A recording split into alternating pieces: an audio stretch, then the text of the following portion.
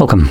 In front of me is a Nothing Phone 2, and today I will show you how you can insert SIM card into this phone.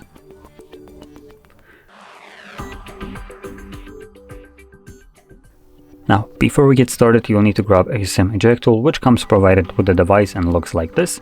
But if you can't find it, you could use a paper clip, straighten out one of the ends, and it should work just as well.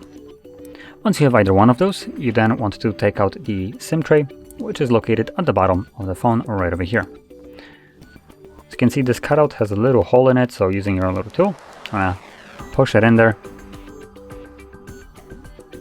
and you can see that the tray pops out, enough for you to be able to grab it and take it out. Now the tray has space for two different SIM cards, so you can place one on either side. If you're planning to use just a single SIM card, you can place it either on top or bottom, it makes no difference. Once it's on the tray, insert the card back into your device, and said card should start working right away. So I'm gonna let it load it.